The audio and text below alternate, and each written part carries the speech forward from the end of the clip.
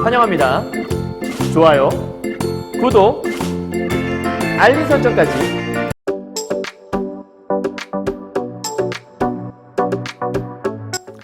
안녕하세요. 경화여고 2학년 학생 여러분, 그리고 전국에서 EBS 올림포스 전국 연합학력평가 독서 교재로 비문학 장르를 공부하신 여러분 만나서 반갑습니다. 선생님은 세계 최강 국어쌤 조인수 선생님입니다. 자, 오늘은 선생님이 경화여고 2학년 학생들 이제 요즘에 이번 중간고사 시험 범위에 이 독서 지문이 들어가게 돼서 강의를 하나 찍고 있죠. 최대한 좀 빨리 찍어보려고 하는데 이래저래 좀 시간이 이렇게 많이 바빠서 많이 찍지는 좀 못하고 있는데요. 최대한 좀 땡겨서 선생님 열심히 한번 좀 찍어보도록 할게요. 자, 오늘은 그 인문 세 번째 파트라고 볼 수 있고요. 오늘은 고유 이름이라고 하는, 뭐 이름은 다 아는 거 아니에요?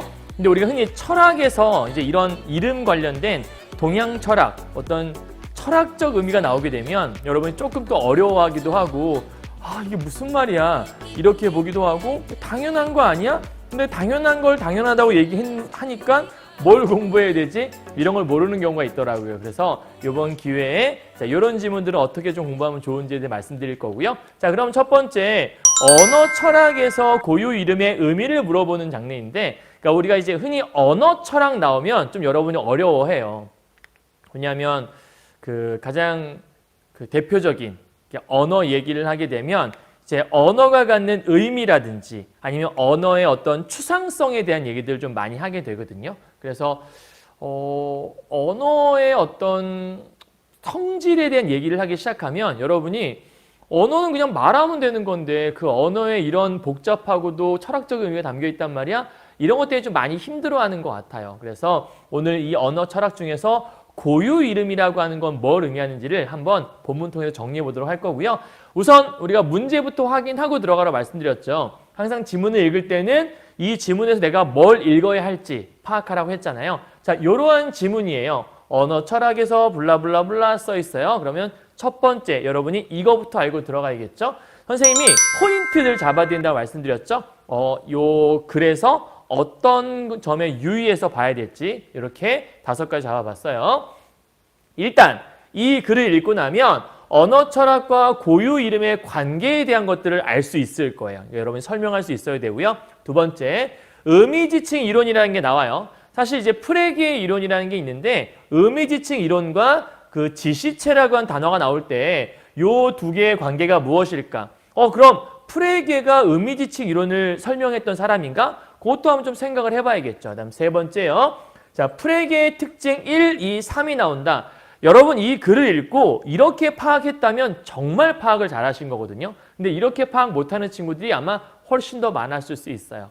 그래서 프레게의 특징 1, 의미지칭 이론과 관련해서 뭔가를 얘기하고요. 그러니까 이게 프레게의 이론인지 아니면 프레게가 이거를 비판한 사람인지 그건 알 수 없어요. 근데 특징을 이거와 연관시켜서, 그럼 두 번째는 한정기술구라는 것과 연결시켜서, 세 번째는 관념과 뜻이 VS에 있으니까 두 개가 다르다는 거겠죠. 그러니까 이 세 가지 이념을 프레게가 어떻게 바라보고 있는지에 대해서 설명했다라고 생각하시면 돼요. 이해하셨나요? 자, 그러면 늘 선생님 말씀드리고 있죠. 여러분이 볼 때 이 문제부터 확인하라고 말씀드렸으니까 그럼 이렇게 딱 보게 되면 일단 기존의 이론을 비판한, 그리고 예를 중심으로, 선생님 노란색 부분 보이세요? 선생님이 항상 그 독서 문제에서, 세트 문제에서 보통 첫 번째 문제나 두 번째 문제를 보게 되면 이런 식으로 뭔가 설명한 것으로 혹은 이해한 것으로 이런 게 나와요. 대개는 사실 확인 문제라고 할 수 있는 것들이 나오는데 이렇게 딱 보자마자 길잖아요? 그럼 여러분이 핵심이 뭘까? 선생님이 이제 이런 것들을 핵심 잡아본 거죠. 기존의 이론을 비판한 예를 중심으로. 그러면 기존 이론이 하나 있어야 될 것이고 그거를 비판한 하나의 이론이 있어야겠죠. 그러니까 두 가지. 이런 것들은 보통 이제 1문단에 소개를 하겠죠. 두 번째, 특정 학자가 주장한 이론. 그리고 이게 변천 과정을 통시적. 그럼 통시적 관점이라고 하는 건 한 시대에 머무른 관점이 아니라 여러 시대에 걸쳐서 변화하는 거예요. 가령 예를 들면 옷에 대해 살펴볼 때 조선시대의 옷은 이러했고 그다음에 고려시대의 옷은 어떠했고 신라시대의 옷은 어떠했고 이렇게 옷이 시대별로 변천해 온 것, 이런 거 우리가 통시라고 하고요. 한 시대에 초점을 맞춰서 그 시점에 관해 보는 걸 공시라고 얘기해요. 이런 정도 여러분 좀 이해해 주세요. 다음 세 번째, 상반된 이론. 그러면 상반된 이론이라 나왔으면 이 안에 완전 반대의 뜻을 지닌 두 가지의 이론이 있겠죠. 이걸 절충했다. 우리 지난 시간에 이런 거 설명했는데 절충이라는 게 답이 되려면 항상 마지막 문단을 보라고 말씀드렸죠. 네 번째, 특정 이론에 대한 다양한 관점. 그럼 하나의 이론이 있을 것이고 이렇게 볼 수 있어, 이렇게 볼 수 있어, 이렇게 볼 수 있어 이런 설명이 나온다는 얘기겠고 다섯 번째, 특정 학자가 자신의 이론에 제기된 문제점을 수용. 그럼 누군가가 자기에 대해서 뭔가 비판을 했는데 아 그렇구나라고 수용했다는 거겠죠. 이렇게 줄만 띡띡띡띡 치고요. 선생님이 지금 말한 것 같은 거는 막 구체적으로 파헤치는 게 아니고 아 그냥 이런 게 있나 보다 정도만 이해하시고 그럼 무엇이 맞을까? 대충 봐서 알겠지만 어떤 이론이 나온다라는 건 살짝 짐작해 볼 수 있을 거예요. 그죠? 이해하셨나요? 그러면 이제 본문 볼 텐데 선생님 지난번에 이렇게 얘기 드렸죠. 자, 본문 보면서 나름대로 생각한 중요한 개념 동그라미. 내 생각에 이게 중요한 것 같아. 줄. 요 소주제는 이거일 것 같아. 내 나름대로 적어본 소주제. 적어보시고 그 다음 이거 보라 그랬어요. 그러니까 지금 여러분이 이 강의를 들을 때 이걸 처음 본다 이러면 잠깐 스탑 해놓고 문제 풀고 오라고 말씀드렸으니까 잊지 않으셨으면 좋겠습니다. 자, 선생님은 이렇게 표시를 하면서 시작을 했습니다. 가볼게요. 언어 철학에서 라고 시작을 하죠. 선생님은 여기다가 이제 필기해가면서 늘 수업하고 있으니까 여러분도 한쪽에 정리를 해가면서 보세요. 자, 언어 철학이란 언어 철학에서 특정 인물이나 사물 등을 나타내는 고유 이름은 자 중요한 개념은 따옴표 친다 그랬죠. 따옴표. 그럼 이 언어 철학에서 뭐가 있냐면 고유 이름이라는 게 있다. 누구나 뭐 사람은 고유 이름이 있을 수 있으니까. 자 그럼 고유 이름은 언어와 대상의 관계를 밝히는데 중요한 역할을 한다. 아 그러면 언어 철학에서 뭐 하는 거냐면 이 고유 이름을 통해서 언어와 대상에 뭐 한다고요? 관계를 설명할 때 뭘 쓰는 거야? 고유 이름을 쓰는 거야. 그러니까 고유 이름이라는 건 어떤 언어와 어떤 대상, 그러니까 어떤 대상이 있고 그 대상에 해당되는 이름이 있을 거 아니에요. 이걸 갖고 둘 간의 관계를 얘기하는 게 바로 고유 이름이라고 한다는 거죠. 그럼 고유 이름은 이런 거다라고 얘기했으니까 고유 이름에 정의가 써 있다. 이건 여러분 체크할 수 있겠네요. 다음. 그래서 고유 이름이 의미하는 바가 무엇인지에 대한 논의는 언어 철학자들이 중요한 관심사였고 대표적으로 의미지칭 이론이 있었다. 그러면 고유 이름에 대해서 연구한 대표적인 이론이 바로 의미지칭 이론이라고 하는 거죠. 그러면 이거는 이 고유 이름을 연구한, 그죠? 이걸 연구한 게 바로 의미지칭 이론이라고 하는 거고 여기에서 말하는 것은 뭐냐? 고유 이름이 의미하는 것은 바로 지시체 자체이다 라고 얘기했어요. 그러면 이 의미지칭론에 설명한 건 뭐냐면 고유 이름이라는 건 말이야 바로 지시체 그 자체야 라고 설명했다라는 거예요. 여러분 지시체라고 하는 건 지시하는 물체라고 볼 수 있겠죠. 혹은 지시하는 대상이라고 볼 수 있을 거고요. 그러니까 이 이름이라는 건 지시하는 그 대상 그 자체다. 그러니까 예를 들면 선생님 이름은 조인수예요. 그러니까 조인수라는 이름은 나 자체라는 거죠. 그렇죠? 선생님을 부를 때 조인수라고 부르니까 나는 곧 조인수라는 그 이름 자체가 되는 거예요. 그러니까 조인수란 이름은 그냥 여러분이 함부로 부를 이름이 아니라 나 자신을 설명하는 거기 때문에 그 이름을 짓밟고 그 이름을 모욕한다는 건 나 자체를 모욕하는 거 똑같은 거죠. 굉장히 중요한 역할을 하는 게 바로 이 이름이라고 하는 거네요. 자, 이들에 따르면 금성이라는 고유 이름, 우리가 흔히 말하는 이제 수금지와 목토 천해명 할 때 그 금성이라는 고유의 이름이 의미하는 바는 금성 자체인 것이다.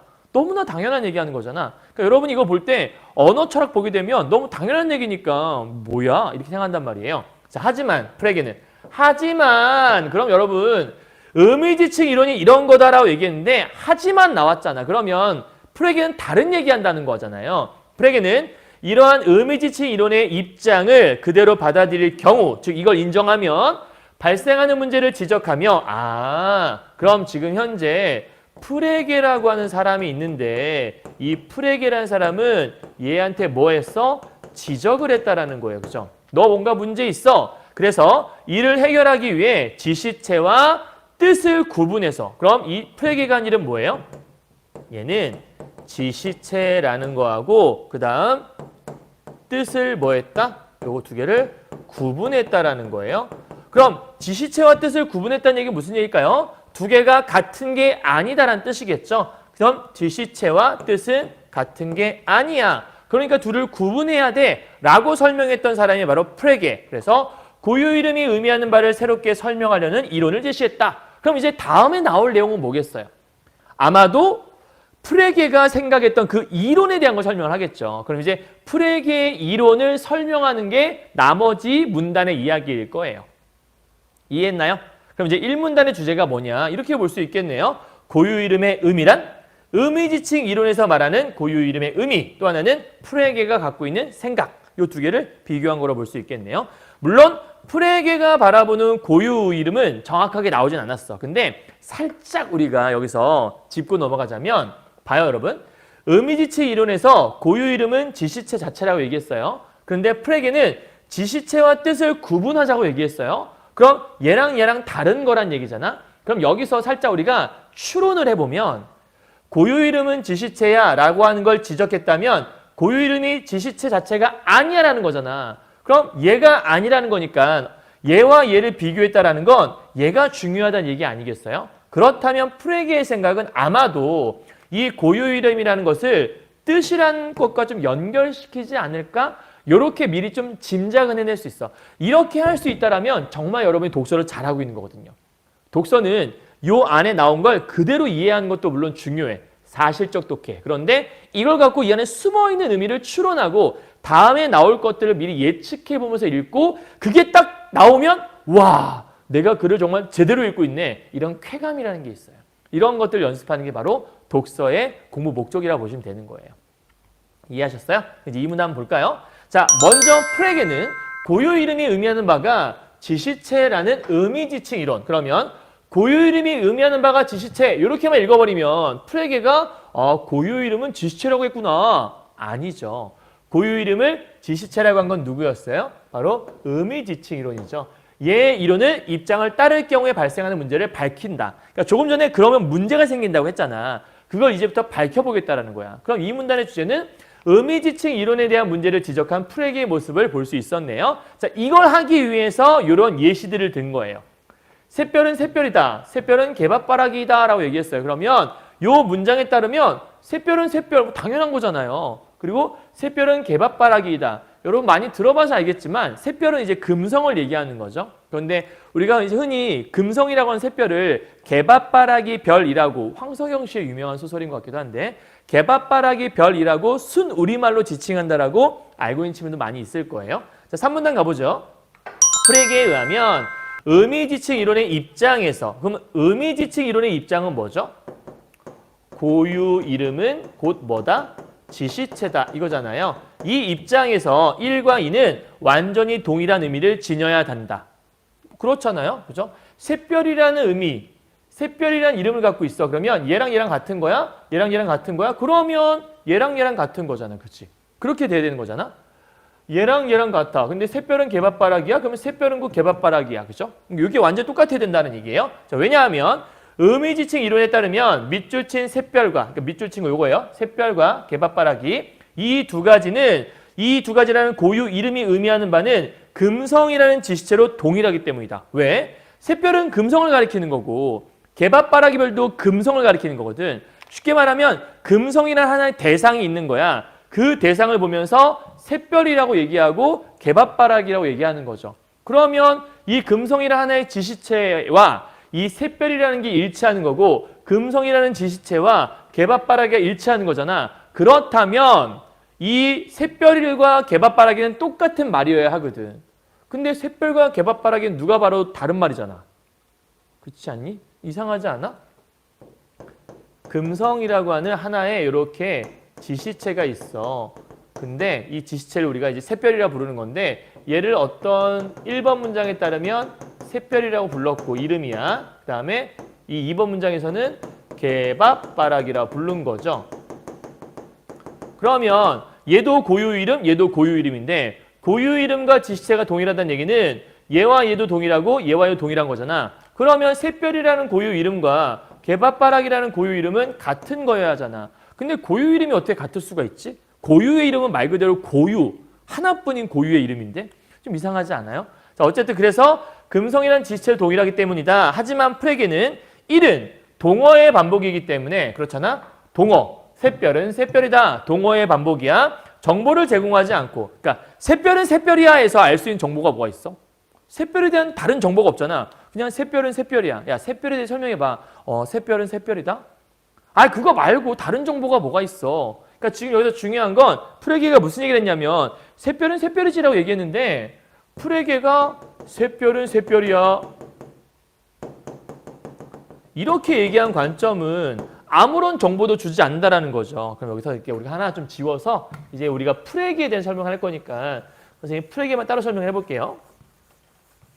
자, 첫 번째 지금 현재 이 프레게가 첫 번째 생각을 한 게 있어요. 프레게인데 1번 입장이야. 1번. 프레게는 의미, 지칭, 이론의 문제를 제기했어. 그치? 근데 어떤 문제를 제기했냐면 얘가 지칭한 문제는 첫 번째가 샛별은 샛별이다 라고 하는 요거에 따르면 여기 볼게요. 정보를 뭐 하잖아요? 얘는 정보를 제공하지 않는다고 얘기했어요. 그죠? 그런데 2번은 정보를 제공한다. 왜? 샛별은 뭐야? 라고 물어봤더니 샛별은 개밥바락이라는 거야. 오! 이 새로운 정보가 나왔잖아. 그럼 지금 현재 샛별은 개밥바락이 라고 얘기했어요. 얘는 정보를 제공해줬네. 정보 제공 오케이 이렇게 된 거예요. 그죠? 자, 그렇다면 얘는 정보가 제공되지 않은 거고 얘는 정보가 제공된 거라며 그럼 정보가 제공되지 않은 문장과 정보가 제공된 문장은 서로 같은 문장이 될 수 없는 거 아니겠어요? 그럼 밑에 봐요. 이 사람들은 이 문장을 다르게 당연하잖아. 누가 봐도 샛별은 샛별이다. 샛별은 개밥바락이다. 이 두 개를 같이 볼 사람이 누가 있겠어. 얘는 정보를 안 준 문장이고 얘는 정보를 준 문장이니까 두 문장은 다른 문장이네. 왜? 얘는 정보 안 준 문장, 얘는 정보 준 문장. 이렇게 인식할 거 아니야. 그렇죠? 그리고 이러한 인식적 차이가 발생하는 이유가 고유 이름이 지시체 그 자체가 아닌 뭘 의미하기 때문이야? 뜻을 의미하기 때문이래. 무슨 얘기야? 사람들이 요 위의 문장과 아래 문장이 서로 다르다라고 인식하는 이유는 이게 지시체를 가리킨다고 하면 두 개가 똑같은 지시체를 가리키는 거니까 같다고 인식했을 텐데 사람들은 이걸 다르게 인식할 거 아니야. 왜? 정보를 주지 않아? 정보를 줘. 그 이유가 뭐라는 거야? 뜻을 의미하기 때문에. 그러니까 지금 요게 요 두 개의 문장 있잖아요. 요거는 사람들이 다르게 인식을 한다는 얘기예요. 근데 왜 다르게 인식을 하는 거예요? 왜? 왜는 뜻을 인식하기 때문에. 그렇죠? 그러니까 사람들은 이 두 개의 문장이 뜻이 다른 거야 라고 인식하기 때문에 요 두 개를 다르게 인식할 거다라는 뜻이죠. 즉 프레게는 샛별을 아침에 뜨는 별, 그러니까 샛별은 아침에 뜨는 별이라는 뜻을 갖고 있고 개밥바라기는 저녁에 뜨는 별이라는 뜻을 의미하며 그러니까 실제로 샛별은 아침에 뜨는 별이라는 의미를 갖고 있나 봐요. 그러니까 여기서 의미라고 하는 거는 뜻이겠죠. 그러니까 중요한 건 이 뜻이에요. 뜻. 얘는 뜻을 갖고 있고 개밥바라기는 저녁에 뜨는 별이라는 뜻을 의미한다. 그래서 샛별과 개밥바라기는 동일한 제시체인 금성을 서로 다른 제시 방법으로 제시할 수 있다라는 거죠. 무슨 얘기인지 이해해요?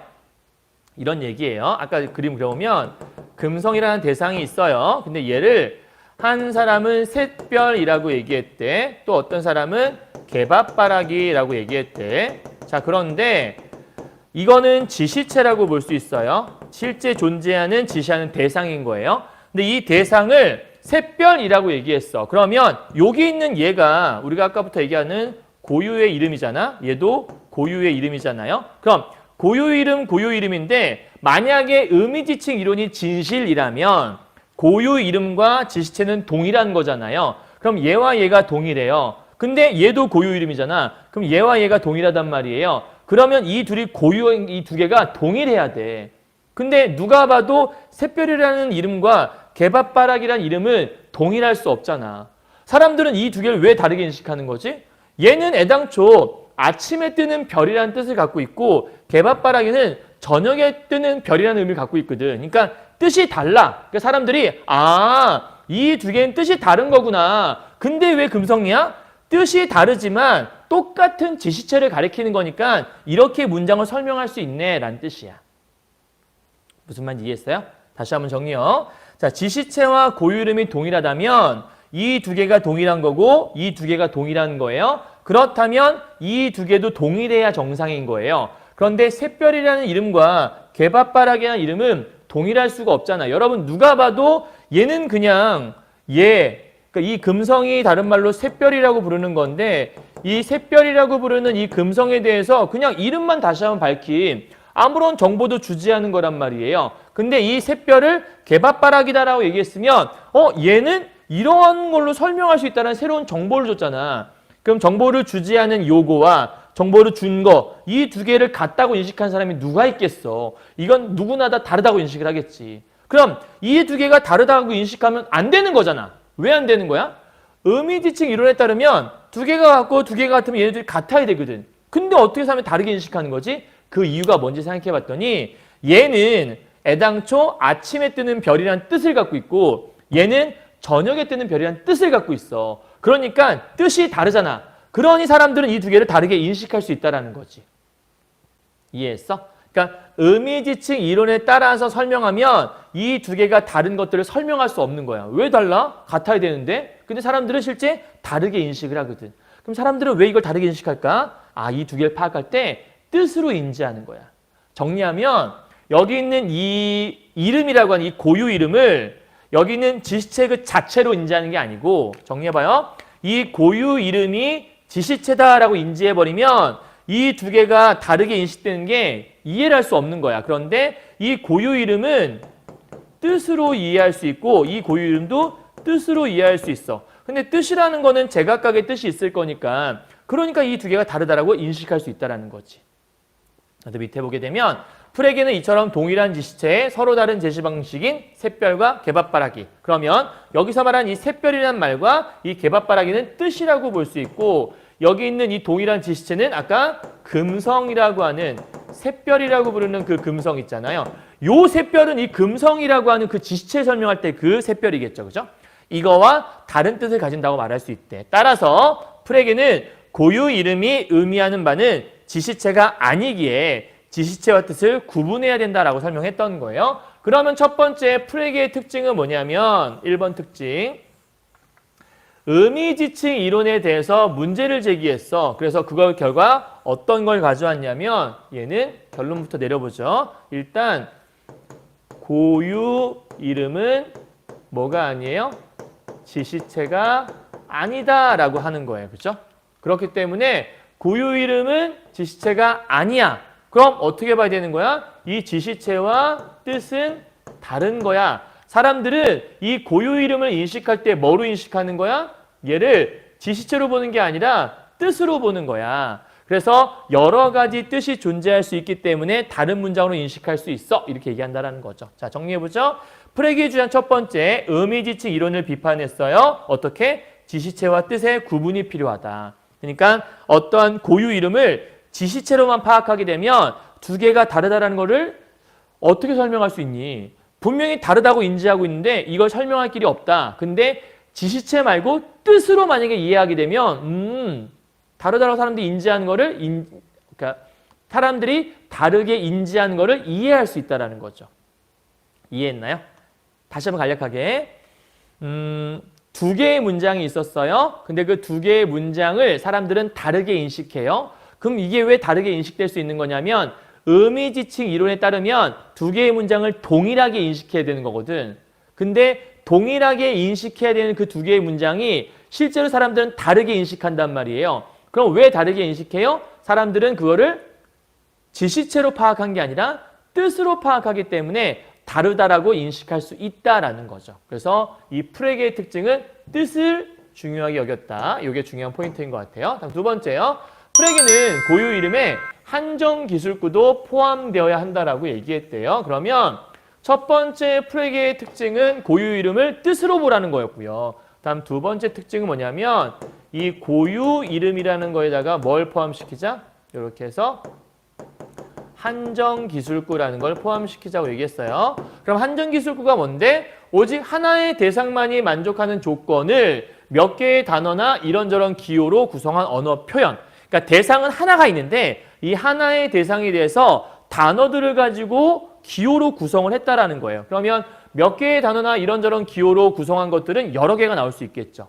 하나의 대상에 대해서 여러 개의 표현이 나올 수 있는 거야. 그럼 이거는 한정기술구의 주제가 아니라 정의가 나와 있는 거겠고, 여러분 이해 못할까 봐 예를 주는 거예요. 예를 들어 플라톤의 가장 유명한 제자, 여러 개의 단어로 지금 뭔가를 만들었죠.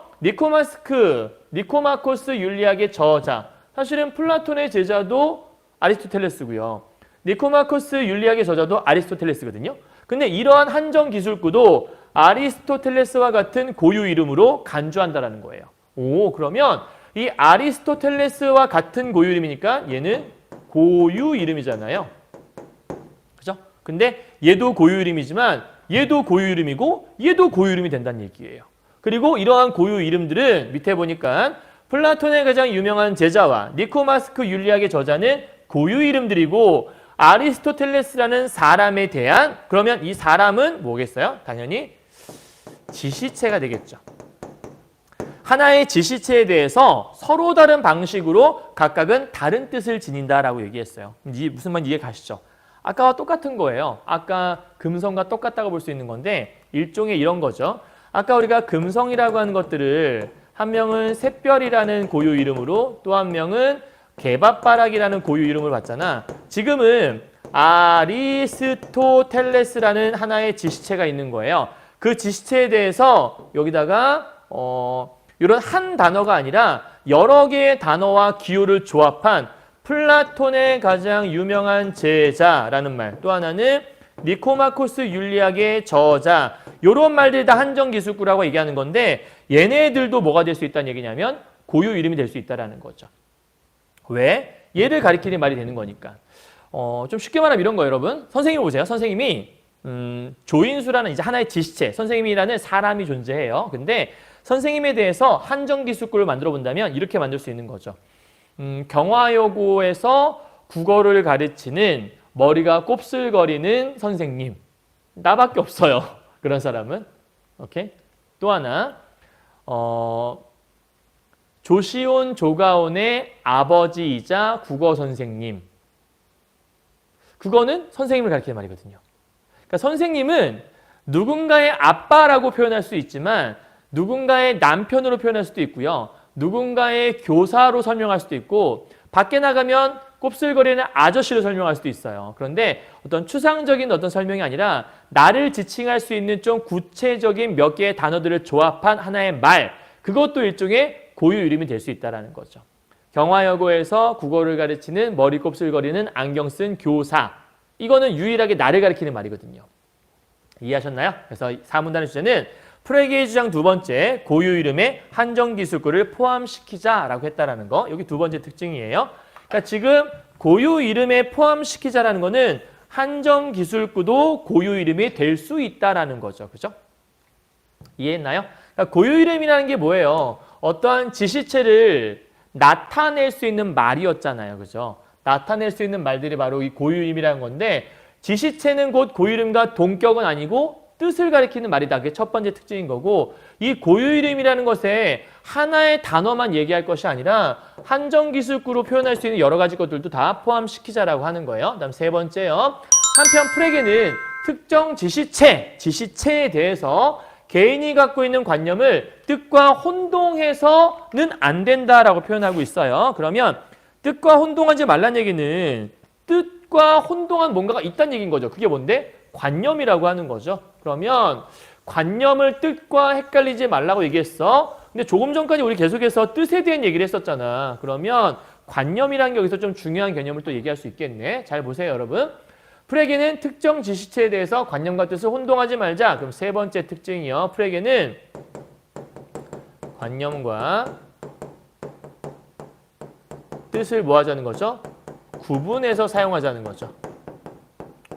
요 얘기를 하는 게 이제 세 번째 특징이라고 볼 수 있는 거예요. 자, 관념이라고 하는 것은 지시체에서 개인이 감각적 경험을 통해 얻게 된 주관적인 내적 이미지래요. 여기 있는 이 관념이라는 게 뭐래요? 얘는 주관적인 내적 이미지.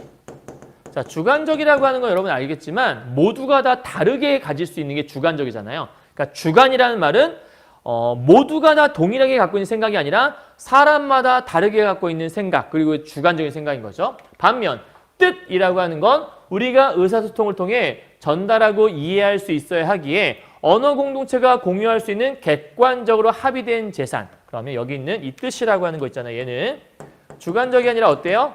객관적이야. 그러니까 구분해야겠네. 객관적으로 뭐가 된 거야? 얘는 합의된 재산이라는 게 바로 이 뜻이라는 거래요. 그러니까 지금 뜻이라고 하는 건 모두가 인정할 수 있는 것들인 거고 관념이라고 하는 건 개인에 따라 다를 수 있는 것. 그렇게 설명하는 것 같아요. 그죠? 그럼 뜻이라고 하는 건 객관적으로 합의된 것. 그래서 우리가 성공적으로 의사소통할 수 있는 이유는 뜻이 뭐기 때문에? 공적인 것이기 때문에 당연한 거잖아.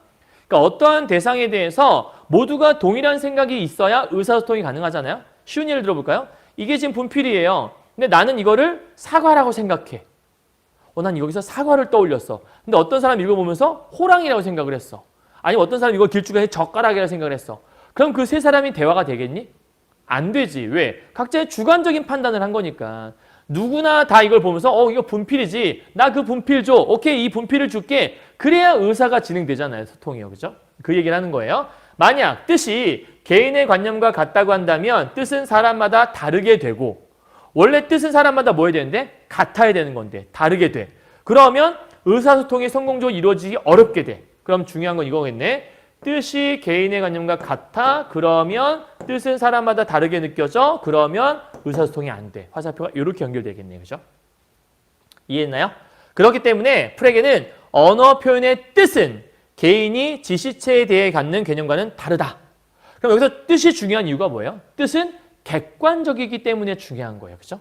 그래서 지시체에 대해 갖는 관념과는 뜻은 달라. 그러니까 그거를 무슨 얘기하는 거냐면 뜻으로 봐야 되는 거를 관념으로 착각하지 말아라. 이런 얘기하는 거라고 보시면 될 것 같아요. 그럼 이제 정리하면 지시체에 대한 관념과 뜻을 혼동하면 안 돼요. 라고 지금 얘기하는 거네요. 자, 여러분 키워드만 기억해요. 관념은 주관적인 것, 뜻은 객관적인 것. 요 말을 잊으시면 안 되겠습니다. 자, 마지막 6문단이에요. 결국 프레게는 지시체와 뜻을 구분함으로써 고유 이름이 의미하는 바를 명확하게 했대요. 그러니까 지금 지시체와 뜻을 구분이 안 됐던 게 누구였냐면 의미지칭 이론이었잖아. 왜? 의미지칭 이론은 고유 이름을 지시체라고 봤거든. 근데 프레게의 생각은 걔는 지시체가 아니라 뜻으로 이해해야 돼. 이런 사람이었잖아. 그래서 고유 이름이 의미하는 바를 명확하게 했던 사람이 프레게. 또한 이를 통해서 의미지칭 이론에서 설명하지 못하는 유니콘과 같은 지시체가 존재하지 않는 허구적인 대상에 고유 이름이 의미하는 바를 설명할 수 있게 되었대. 그러면 이 모든 것은 프레게의 이론 때문에 가능한 거잖아. 결국 프레게의 이론이 갖는 의의라고 볼 수 있겠네요. 이게 무슨 얘기인지 여러분 이해하시겠죠? 의미지칭 이론에 따라서 만약에 고유 이름이라는 게 지시체다라고 하면 지시체는 실제 존재하는 대상이잖아요. 근데 유니콘이라는 이름이 있다. 그럼 그 유니콘이라는 고유 이름은 지시체와 같다고? 그러면 이름이 존재한다면 지시체도 있어야 되는 거거든요. 근데 실제 유니콘이 존재하냐라고 물으면 유니콘은 존재하지 않는 전설 속의 동물이거든. 그럼 지시체가 없잖아. 그럼 고유 이름도 없는 거로 봐야지. 의미지칭 이론에 따르면 그런 거니까. 근데 그런 걸 설명할 길이 없는 거예요. 예로 얘기한다면. 왜? 지시체가 없으니까. 이해했어? 사랑이라는 개념도 마찬가지야. 사랑이라는 단어가 있어. 이게 사랑이라고 하는 고유의 이름이야. 자, 그런데 사랑이라는 고유 이름이 지시체와 같아 라고 이 의미지칭 이론에 얘기했어. 그러면 사랑이라는 어떤 대상이 있어야 되잖아. 근데 대상이 어디 있어? 없잖아. 사랑이 어떻게 생겼어? 사랑은 좀 따뜻하게?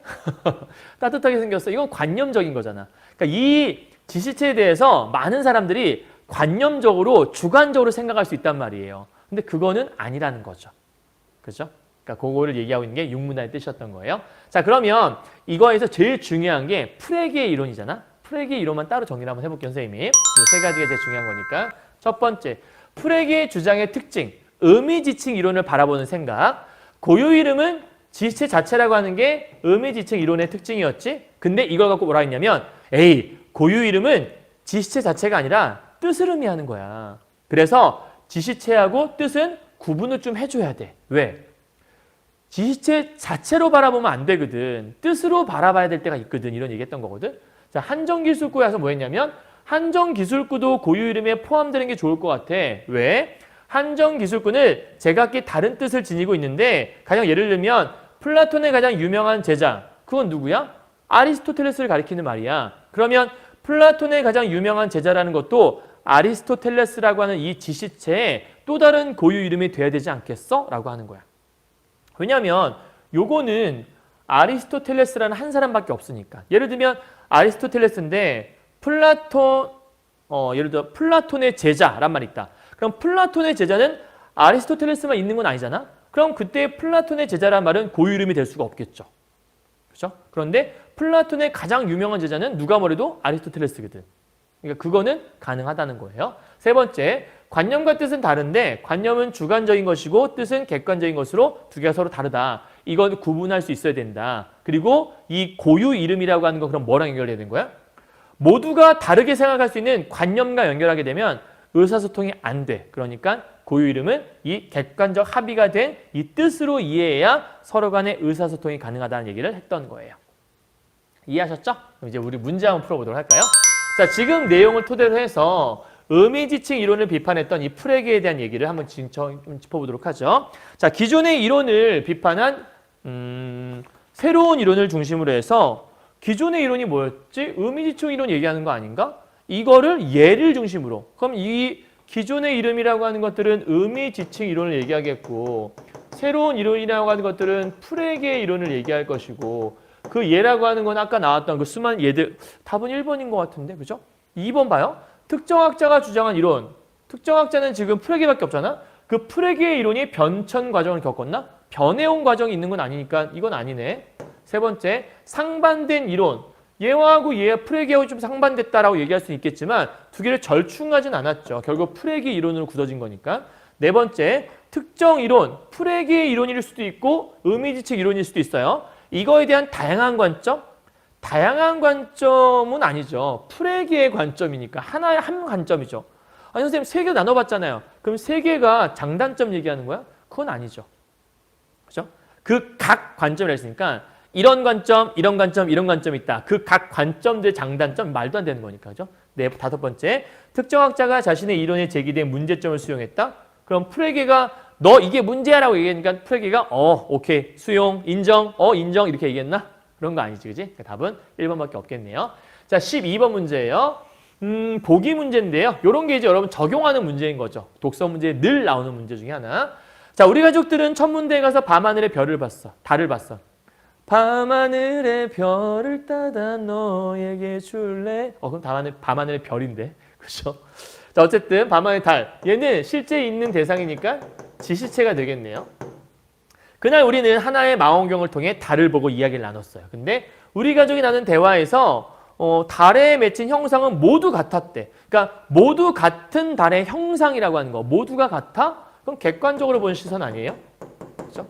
객관적인 것들. 근데 망막에 맺힌 달은 우리 가족에게 서로 다른 추억으로 존재하게 됐대. 그럼 다른 추억이라고 하는 건 모두에게 다르다? 아까 얘기했던 이거 주관적인 거 아닐까? 그죠? 그러니까 여기 있는 주관적인 것들. 그렇다면 A는 지시체가 맞아야 되니까 여러분 제가 지시체가 있는 것들은 1번하고 3번밖에 없네요. 그 다음에 B는 객관적인 거니까 객관적인 것은 뜻을 얘기하는 거죠. 그럼 뜻을 얘기하는 건 여기 있는 3번이네. 지시체, 뜻, 그 다음에 얘는 주관적인 거니까 관념. 답은 3번이네요. 그죠? 그러니까 요 내용 잘 파악했으면 이게 무슨 얘기인지 이해할 수 있을 거예요. 자, 13번 문제 가보도록 하죠. 윗글을 읽은 학생이 요 문제 여러분 애들이 좀 어려워하긴 했는데 사실 별거 아니에요. 이거 갖고 하나 했었고 보죠. 도형이 있는데요. 여기에서 A와 B, C라고 했을 때 A와 B의 교점이라고 했잖아. A와 B니까 요 A와 B의 교점은 여기는 5죠. 그죠? 그러니까 여기 있는 점을 얘기하는 것 같아요. 이 교점과 B와 C의 교점. 그럼 B와 C의 교점, 그것도 얘네요. 그죠? 그러니까 지금 둘 다 똑같은 대상을 가리키고 있어. 그 지시체가 5다. 이 5가 지시체구나. 그럼 똑같은 지시체를 가리키는 얘와 얘라는 말 있잖아. 얘는 아까 뭐랑 비슷한 거냐면 아리스토텔레스인데 플라톤의 가장 유명한 제자 이런 설명은 똑같은 거잖아. 단어를 갖고 설명해 놓은 거니까. 그러면 이 가와나는 지금 뭐 얘기하는 거야? 이거 한정기술구 얘기하는 거지. 이거를 얘기할 수 있냐를 물어보는 거야. 그럴 때 O는 A와 B의 교점이다와 같은 문장으로 표현할 수 있다. 그럼 얘도 또 하나의 한정기술구라고 하는 것들을 설명한 말이라 볼 수 있겠네요. 됐나요? 그럼 이제 1번 볼까요? 가와나 얘와 얘는 동일한 지시체를 지칭하지만 뜻은 서로 다르다. 그쵸? 동일한 지시체를 가리키지만 뜻은 서로 다르다? 뜻은 다르잖아. A와 B의 교점이란 뜻과 B와 C의 교점이란 뜻은 다른 거니까. 그러니까 1번은 틀린 말이 아니라 볼 수 있겠네요. 그죠? 한정기술구, 동일한 지시체 가리키고 있어. 하지만 뜻은 달라요. 그죠? 2번. 가와나는 몇 개의 단어와 기호로 구성. 이게 한정기술구 얘기하는 거잖아. 그것도 고유의로 볼 수 있다. 맞는 말이네. 3번. 가와나, 얘와 얘로 의사소통이 가능한 이유. 분명히 뜻이 다른데 왜 의사소통이 가능하지? 그 얘기는 다에 대한 개인의 내적 이미지. 내적 이미지는 요거잖아. 관념인데? 그럼 다에 대해서 관념이 일치하기 때문이래. 일단 말 자체가 성립 안 하지. 왜? 내적 이미지라고 하는 건 주관적인 내적 이미지인 건데 이 주관이라고 하는 것들은 모두가 다 다르게 갖고 있잖아. 근데 그게 어떻게 일치할 수 있지? 이렇게 보게 되면 아까 일치하지 않아서 의사소통이 안 일어난다고 얘기했잖아. 그러니까 답은 3번밖에 안 되는 거네. 너무나 쉬운 얘기죠? 그러니까 여러분 키워드를 잘 기억하세요. 그러면 어렵지 않아요. 그죠? 다음 네 번째, 다에 대한 제시 방법. 이거에 대한 제시 방법에는 가와 나뿐만 아니라 A와 B의 교점, B와 C의 교점, 그럼 C와 A의 교점도 있겠네. 당연한 거겠죠? 다섯 번째, 라는 O는 땡땡땡이라는 문장과 인식적 차이가 발생한다고 할 수 있겠고. 그렇겠지. 그렇죠? 인식적 차이가 발생할 수 있는 건 당연한 얘기라 볼 수 있는 거니까. 자, 정답은 그럼 3번이었어요. 마지막 14번이에요. 이거 아까 기억 얘기였네.